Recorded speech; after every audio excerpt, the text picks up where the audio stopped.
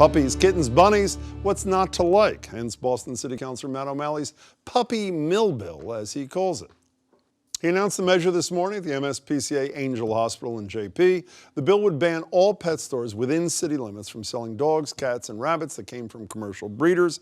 Matt O'Malley joins me now. Councilor, it's good to see you. Great to be with you, Jim. What is a commercial breeder? A commercial breeder, popularly known as puppy mills, and these are the origins that in many, I would even say in most cases, are absolutely abhorrent. They breed animals, particularly dogs and cats and rabbits, as if they're cogs on an assembly line.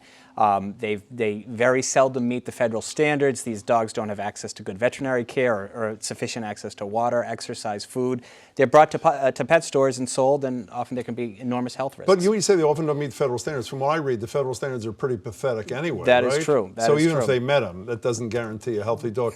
And there's another problem, which I had never even heard of, which is really these drive-by, what's the deal with this? What are they called? When we put the language of this bill together, we met with many advocates, and several had talked about the issue of pets being sold by the side of the road. And in the 24 hours that the Globe and Herald wrote about this, I've had a number of emails from folks saying specific streets in Boston where they've seen this happen, and it's very unfair to these animals and for the people who want to care for them. And a lot of big cities, Chicago, LA, have already done this. 120 cities across the country. Not one city or town in Massachusetts has done it, which is rare. I'm hoping Boston will be the first, and it'll spread. And so specifically, without colossal detail, if that's not oxymoronic, what's the solution you're proposing? What would happen if your thing became law? The solution would, you would no longer be able to buy or sell dogs, cats, or rabbits in pet stores. There is no prohibition. Wait, at all in a pet store? At all in a pet store in the city of Boston.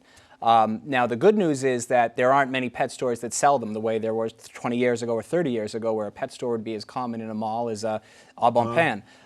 So what this will do, it would eliminate the breeders, the puppy mills, from having a place to sell their wares. It would allow a licensed breeder, a responsible breeder to sell. It would allow, obviously, the Angel Memorial, the MSPCA, the Animal Rescue League, or the city shelter.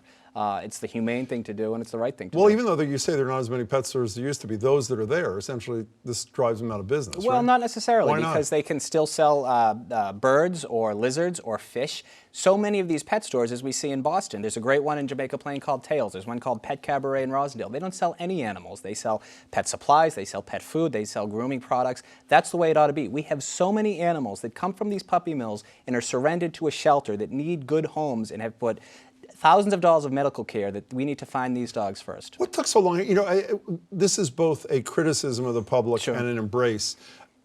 Often, people seem to care more about little defenseless animals than they do little defenseless children. I know that gets people angry, but I think that's often the case. Considering there is such passion for these cute little animals, what's taken so long for Boston to catch up with the rest of the world, the rest of the United States? You know, I can't answer that. I would venture a guess that the pet store industry is actually organized and can raise money and has fought against these bans time and again, and we know they're going to fight against this one. What's the chance of this happening? I think it's very strong. I've talked to some colleagues. They seem on board. I've talked to the mayor's office. He seems very interested. And do you need legislative approvals as No, this would be a city ordinance. It wouldn't be a home rule, so it was introduced today. It'll come before the council Wednesday. There won't be a vote. We'll have a hearing and hopefully a vote shortly after. On behalf of the puppies, the kittens, and the rabbits, I'm with you. Thank you. Nice Thank to you, Jim. see Great to see you. Thanks so much.